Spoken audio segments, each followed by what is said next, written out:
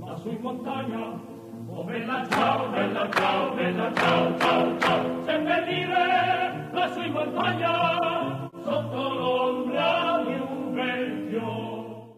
So I've seen some questions about what is the difference between market socialism and Titoism. I've also seen some criticisms of Titoism and market socialism that seem to simply lack understanding of what they are. In this video, I thought I'd go over what is market socialism, a little bit over what is Titoism, although I already have a series on that I suggest you go watch, in order for a better understanding and criticism of both market socialism and Titoism.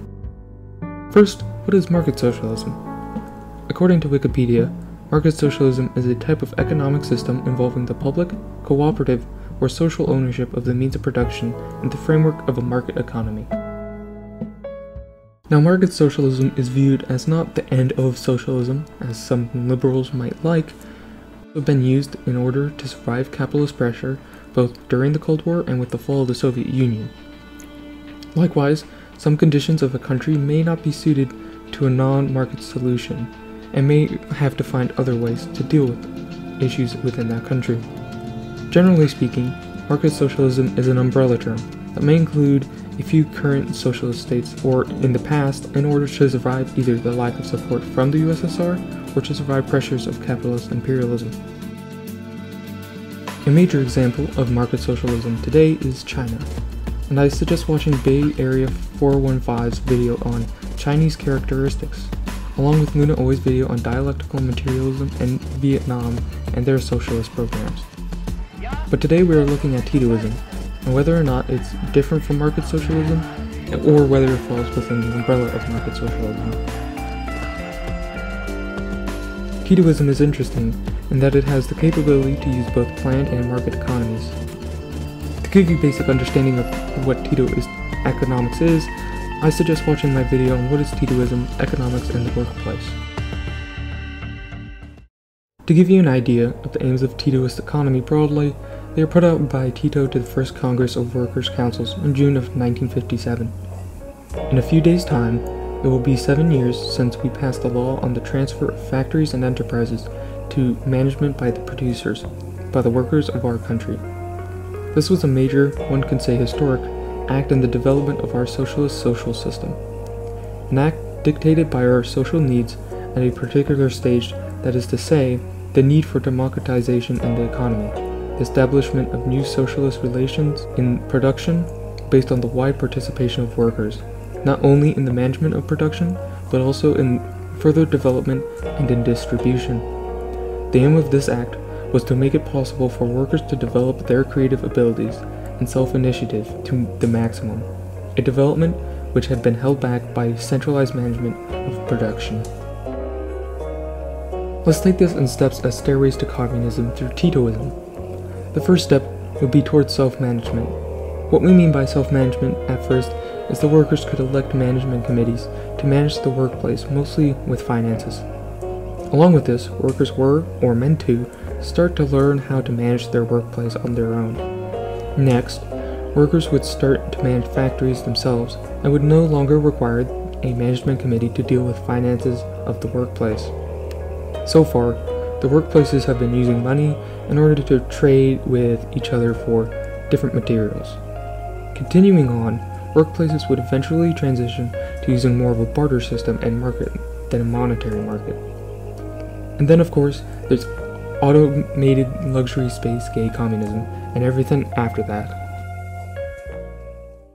In regards to essential services such as healthcare, housing, education, and food, this would still be provided by the government. While there would be some private workplaces, these were and would be very limited. Examples in Yugoslavia of this would be with doctors and agriculture mostly, as the maximum amount of workers one could hire without democratizing was 4, or if the only workers were actually family members. Not though the liberal crap of our business doesn't have employees, it has family members kind of crap. With agriculture, a person could only own 10 hectares or 25 acres max, which for farming is fairly small.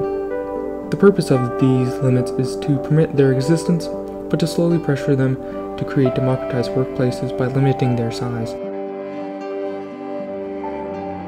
The planned part of the economy is used when a sector may need more help with moving to a stage. Let's say your country nationally lacks the infrastructure for a national healthcare system. The federal Titoist government, in this case, would put together a plan that would include focusing on building hospitals, clinics, ambulances, and universities for medical field, and any other equipment in regards to the medical field. If parts of the country were having difficulties implementing them, the government could have experts from areas that are doing well under the plan already work with the local government on implementing the plan. Due to the decentralization of a country under Titoism, the plan could be modified based on some local scales and material conditions. But they would still have to keep in mind the national effects of their plans and changing in the plans, and not be pushed to localism in their developments. The main use of economic plans in Yugoslavia was to get workplaces to decentralize and to be self-sufficient as such in many sectors of the economy. With essentials, they would still be government funded and controlled, but would be democratized as well. So then, what is Titoism? It still has elements of a planned economy, and would use it if it would be beneficial to certain sectors of the economy or the nation as a whole.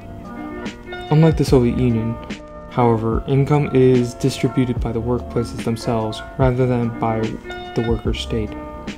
Market socialism is meant to be self-regulating, and the worker businesses are meant to, in some way, take care of their workers.